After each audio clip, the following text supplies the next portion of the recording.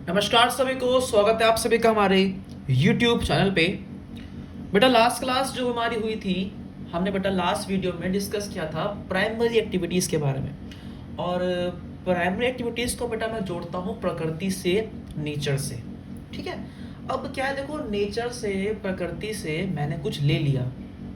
अब ये तो है नहीं कि उसको लेते ही मैं यूज़ कर लूँगा, ठीक है ना। तो इतना लोहा है, इतना आपका स्टील है, या कुछ भी आप बोलो, कोयला पड़ा है, ये तो है नहीं कि उसको वैसे एज इट इज़ उसको इस्तेमाल कर लोगे आप, ठीक है ना। तो उसको जब आप ट्रांसफॉर्म करते हो, जब उसको आप चेंज करते हो, तो चेंज करने वाली जो एक्टिविटी होती है बेटा, उसको हम लोग बोलते हैं सेकेंडरी एक्टिविटी, यानी कि activity of transformation, process of transformation. ठीक है, तो जितनी भी जो भी लोग इन्वॉल्व होते हैं, या जितने भी इंडस्ट्री है या कोई लोग इन्वॉल्व है बेटा, वो आपके सेकेंडरी सेक्टर में आते हैं आपके ये। सो आज का जो टॉपिक है हमारा बेटा, वो है आपका सेकेंडरी एक्टिविटीज़ के ऊपर। So let's start topic secondary activities. So secondary activities add value to the natural resources. देखो ना, कोई चीज़ बेढंगी है, कोई चीज़ ढंग से बनी हुई नहीं है, तो उसको जो शेप मिलेगी वो कौन देता है? वो बेटा देती है आपकी सेकेंडरी एक्टिविटीज़। कैसे? उनको ट्रांसफॉर्म करके किस में? वैल्यूएबल प्रोडक्ट्स में, ठीक है ना। रॉ मटेरियल को, कच्चे माल को एक अच्छी वैल्यूएबल प्रोडक्ट में जो ट्रांसफॉर्मेशन का जो तरीका होता है बेटा, जो ट्रांसफॉर्मेशन हो रही है, वो बेटा आपकी सेकेंडरी एक्टिविटीज़ में इन्वॉल्व होती है, या उसको हम लोग कह सकते हैं आपको ये, ठीक है। So it's the basic definition of secondary activities. Next point, for example आप सभी जानते हैं iron ore can not be used directly from the mines. ये तो है नहीं कि भाई माइन से, खदान से निकाला कच्चा सोना और कच्चा आपका लोहा और यूज़ कर ले, नहीं। लेकिन अगर उसको हम लोग स्टील में कन्वर्ट कर दें और उसकी निकाले वैल्यू, तो बेटा उससे काफ़ी वैल्यूएबल मशीन्स और टूल्स बन सकते हैं। ये आप सभी जानते हैं, छोटी बात को आपको बताना मतलब इतना ज़रूरी नहीं है कि आप इतने बड़े हैं, आपको पता होगा कि नेचर से मिली कोई भी चीज़ को जो हम लोग ट्रांसफॉर्म करते हैं वैल्यू प्रोडक्ट में, तो बेटा उसकी वैल्यू अपने आप जो है वो बढ़ जाती है, ठीक है ना। Next point, secondary activities are concern with manufacturing. अब सेकेंडरी एक्टिविटी बेटा आपका मैन्युफैक्चरिंग होती है इन्वॉल्व, प्रोसेसिंग और कंस्ट्रक्शन इंडस्ट्रीज, ठीक है। ये सब बेटा आपके मिलके जो है वो आपकी सेकेंडरी एक्टिविटी आपको बनाते हैं। हम बेटा नेक्स्ट पॉइंट पे। अब next point is manufacturing. What is the meaning of manufacturing? So manufacturing involves a full अरे ऑफ प्रोडक्शन, ठीक है ना। एक तरह से प्रोडक्शन करती है मैन्युफैक्चरिंग, ठीक है। From handicrafts to moulding iron and steel to stamping out plastic toys to assembling delicate computer components और स्पेस व्हीकल्स, ठीक है ना। एक छोटी सी पिन से लेकर एक बड़े से कार तक, ठीक है, या एक छोटे से बेटा आपके एक टॉय से लेकर बड़ी सी डॉल तक का जो आपकी होती है प्रोडक्शन, उसको बेटा हम लोग मैन्युफैक्चरिंग का नाम देते हैं। नेक्स्ट पॉइंट पे, manufacturing may be done with modern power and machinery और it may still be very primitive. चलो मैं आपको इसके देता हूँ एग्जाम्पल है। कुछ चीज़ें मशीन से बनती हैं आज की डेट के अंदर, लेकिन बेटा कुछ चीज़ें आज भी बनती हैं किससे? आज भी बेटा बनती हैं आपकी प्रिमिटिव, यानी कि पुराने तरीकों से। जैसे मैं बात करूँ बैंगल्स, चूड़ी की बात करूँ, तो बेटा चूड़ी को आज भी लोग बनाते हैं अपने पुराने तरीकों से। साड़ियों की बड़ी बड़ी कंपनियां हैं, बड़ी बड़ी मशीन लगी, लेकिन कुछ लोग आज भी उसको बनाते हैं अपने पुराने ही तरीकों से। दिस शोज की मैन्युफैक्चरिंग जो है आपकी वो मॉडर्न तरीके से भी होती है, वो आपकी प्रिमिटिव तरीके से भी आपकी होती है। नेक्स्ट बेटा हम लोग हमारा टॉपिक आता है नेक्स्ट। अब हमारा जो पढ़ना आपको बेटा, अब हमारा सबसे मेन क्वेश्चन जो बेटा आपका 6 मार्क्स क्वेश्चन बेटा आपका यहाँ पर होता है start. The question is characteristics of modern large scale manufacturing, ठीक है ना। कि भैया जो बड़ी बड़ी मैन्युफैक्चरिंग इंडस्ट्रीज हैं, जो बड़े बड़े आपकी मैन्युफैक्चरिंग जैसा कुछ भी आपका चीज़ होती है, बड़ी बड़ी कंपनी होती हैं, तो उसमें उसके बेटा क्या होते हैं कैरेक्टरिस्टिक्स, यानी कि मतलब उसकी बेटा क्या होती हैं खूबियाँ, क्या उसके फीचर से क्या होते हैं उसके फीचर। सो सबसे पहला फीचर जो बेटा आपका वो आता है क्या? Skills, methods of production. Production जो हो रही है, मतलब उत्पादन जो हो रहा है वो कैसे हो रहा है, उसके तरीके प्रिमिटिव है या उसके तरीके मॉडर्न है। यानी कि अगर हम देखो यहाँ पे अलग तरीके की बात की जा रही है कि under the craft method factories produce only a few pieces which are made to order. एक फैक्ट्री है, थोड़ा सा काम आया, थोड़ा सा, यहाँ बल्क की आप सभी जानते हैं, बल्क में जब काम होता है तो प्राइस डाउन होते हैं। यहाँ थोड़ा सा काम आया और उस थोड़े से काम की बेटा कॉस्ट क्या होगी, हाई होती है, ठीक है। तो उसको हम लोग बोलते हैं क्राफ्ट मेथड, ठीक है। और क्या होता है, एक होता है आपका मास, यानी you can say bulk production. It involves production of large quantities of standardised parts by each worker performing only one task repeatedly, ठीक है ना। यहाँ पे मैंने बोला, मेरी बात सुनो, देखो कोई चीज़ आपने ऑर्डर की है, less quantity is equal to high price, और bulk quantity is equal to low price, ये रहता है, ठीक है। तो जो आपके हाई प्राइस हैं वो आपके क्राफ्ट मेथड में आते हैं, और जो आपकी मशीनरी मेथड्स होते हैं बेटा वो आपके किस में आते हैं, वो बेटा आपके बल्क में आते हैं। तो पहला क्या होता है आपका, पहला फीचर क्या होता है आपका, specialisation of skill method production, की मतलब जो प्रोडक्शन हो रही है वो हो कैसे रही है। पहला फीचर क्या होता है कि किसी भी इंडस्ट्री में, किसी भी मैन्युफैक्चरिंग इंडस्ट्री जो है वो कैसे प्रोडक्शन करती है, ज़्यादा कर रही है, कम कर रही है आपका। नेक्स्ट पॉइंट बेटा हम लोग आते हैं मैकेनाइजेशन, मैकेनिज्म, मशीनरी का इस्तेमाल करना, means refers to using gadgets which accomplish task. Automation is advance stage of mechanisation. कोई कंपनी काम कर रही है, देखा ना, अब मैं बताता हूँ आपको क्या होता है। कंप्यूटर से दी जाती कमांड, मैंने बोला कंप्यूटर से मैंने कमांड दे दी कि भैया किसी चीज़ के, मशीन में मैंने बोल दिया कि किसी चीज़ के 100 पीस बनेंगे, तो जो मैंने कमांड दी है 100 पीस की, वो 100 पीस के बाद ऑटोमेटिकली स्टॉप हो जाएगी। तो इसको हम लोग क्या बोलते हैं, मैकेनाइजेशन, ठीक है। Automatic factors with feedback and close loop computer control systems where machines are developed to think have sprung up all over the world, ठीक है ना। अब भैया वो ज़माने गए कि रात भर लेबर बैठी है, मजदूर बैठे हैं, 100 पीस को बना के खुद रोक, नहीं, अब तो भैया कमांड दी और काम डन, काम हो गया। नेक्स्ट पॉइंट, टेक्नोलॉजिकल इन्वेंशन, ये तीसरा बेटा फीचर है आपका टेक्नोलॉजी, यानी कि R&D। R&D मतलब होता है research and development. Technological information through R&D strategy are an important aspect of modern manufacturing. इस चीज़ को रिसर्च करना, उसकी डेवलपमेंट करना, उसकी क्वालिटी कंट्रोल करने के लिए, उनके वेस्ट और इनएफिशिएंसी को एलिमिनेट करने के लिए, एंड कॉम्बैटिंग पोल्यूशन। देखो हर चीज़ को टेक्नोलॉजिकली अगर आप देखोगे तो उसके फ़ायदे भी है, नुकसान भी है। कोरोना के दौरान आप सबकी ऑफलाइन पढ़ाई बंद हो गई, लेकिन टेक्नोलॉजी इतनी बढ़िया है कि कोई वीडियो अगर मैं लगा दूँ, जैसे वाली वीडियो मैं लगा दूंगा आज 8:30 बजे इसका प्रीमियर शो होगा आपको, तो ये क्या है, टेक्नोलॉजी। मैंने वीडियो अभी शूट कर रहा हूँ, मैं इसको कर दूंगा अपलोड, मैं इसको लगा दूंगा, 8:30 बजे वीडियो आपको प्ले होती हुई मिलेगी। It shows what, this is technology, ये इनोवेशन है, ठीक है ना बेटा, समझ में आ गया। अब मुझे रात को जाने की जरूरत नहीं पड़ेगी कि भाई 8:30 बजे मेरे को अपलोड करनी है, पब्लिक करना है, मैंने तो पब्लिक पहले कर दी। That's called innovation, that's called technological innovation बेटा। Next, organisational structure and stratification, यानी कि किसी भी बेटा मॉडर्न मैन्युफैक्चरिंग के अंदर ये सारे बेटा आपके होते हैं पॉइंट्स मीन्स कि पहला पॉइंट क्या आता है बेटा आपका, अ कॉम्प्लेक्स मशीन टेक्नोलॉजी। आजकल बड़ी बड़ी मैन्युफैक्चरिंग इंडस्ट्री के अंदर बेटा मैन्युफैक्चरिंग में हाई कॉम्प्लेक्स मशीनों का इस्तेमाल होता है। Extreme specialisation and division of labour for producing more goods with less efforts and low cost, ठीक है ना। कम एफर्ट्स लगा के, कम मेहनत करके, कम पैसा लगाकर ज़्यादा वो निकालना, प्रोडक्शन करना, आपकी ये आज की खूबी है। और आज की इतना वो नहीं है कि कोई बंदा कोई काम करना ही, मार्केट के अंदर एक बंदा वही काम कर रहा है जिसकी उसके पास स्किल है, जो अच्छा लेबर है, जो पर्टिकुलर इसका हाथ साफ है उसमें आपका। नेक्स्ट बेटा आपका आता है वास्ट कैपिटल, अच्छा खासा पैसा, लार्ज ऑर्गेनाइजेशंस, ठीक है ना, फैला हुआ आपका संगठन, और एग्जीक्यूटिव ब्यूरोक्रेसी, ठीक है ना। देखो भाई एग्जीक्यूट करना, काम देना, मैनेजर, सुपरवाइजर्स, तो ये सब एक कैरेक्टरिस्टिक्स होते हैं बेटा किस चीज़ के, आपकी मैन्युफैक्चरिंग की, और ये आपके कुछ और भी उसके फीचर्स थे।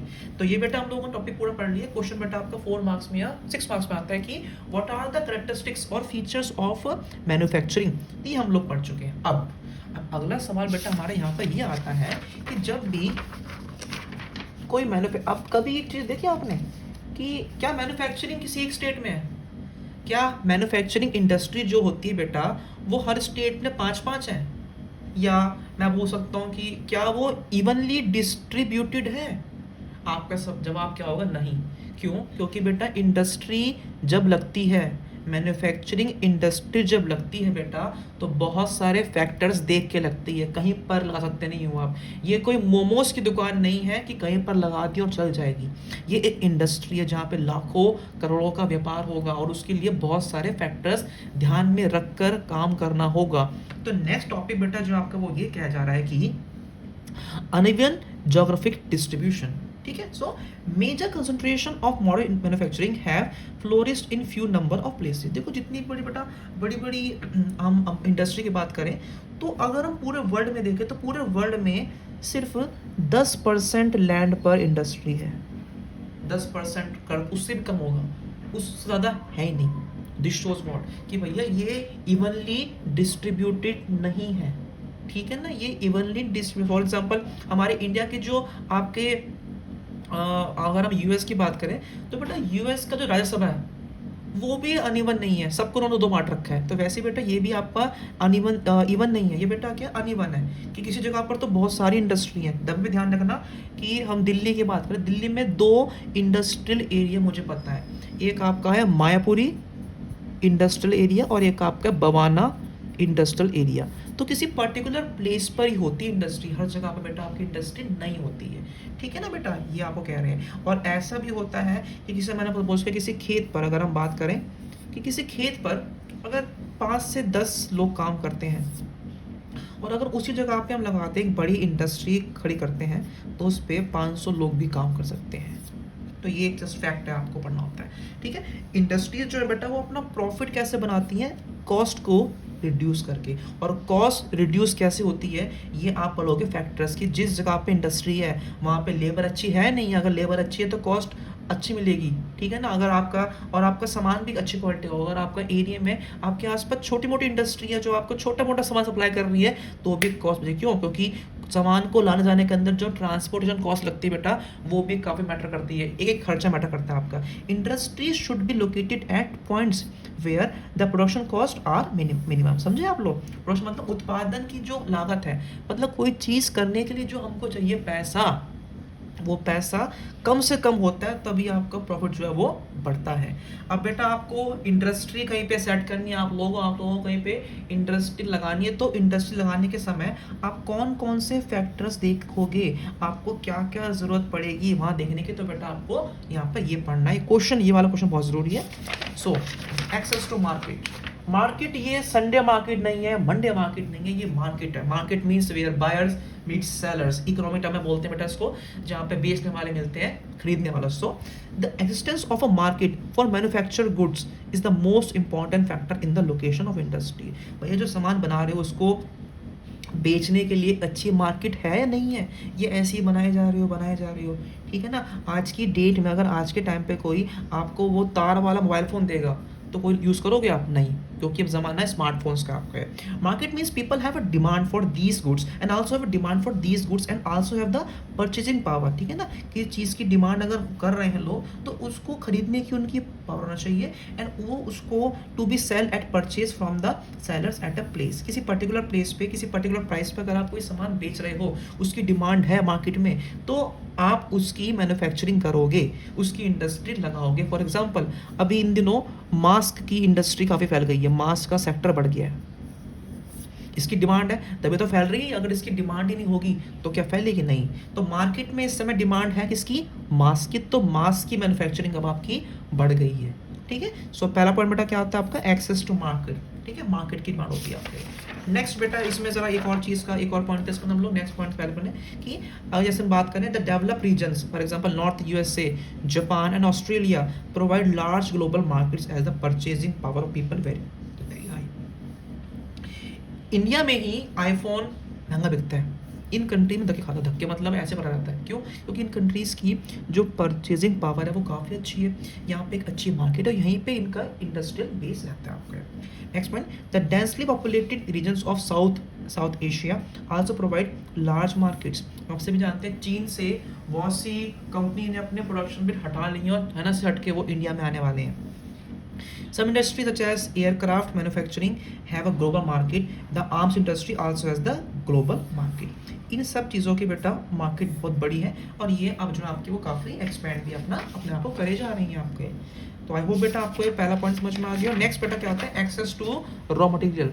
अब भाई कच्चा माल चाहिए, अब कच्चे माल जहाँ से मतलब कच्चा माल जहाँ पर मिलता है, ठीक है ना, उसके पास अगर आपकी इंडस्ट्री है तो बढ़िया है, अगर दूर है तो आपकी ट्रांसपोर्टेशन कॉस्ट बेटा जो बढ़ जाती है। और आपको करना है, आपको बेटा अपनी कॉस्ट कम रख के आपको प्रॉफिट को मैक्सिमाइज करना है। तो आप इंडस्ट्री वहाँ लगाओगे जहाँ पे आपको रॉ मटेरियल आसानी से मिल जाए, यानी कि raw materials use by industry should be cheap and easy to transport, ठीक है ना, सस्ता मिले और आपको आसानी तक पहुंचे आपका।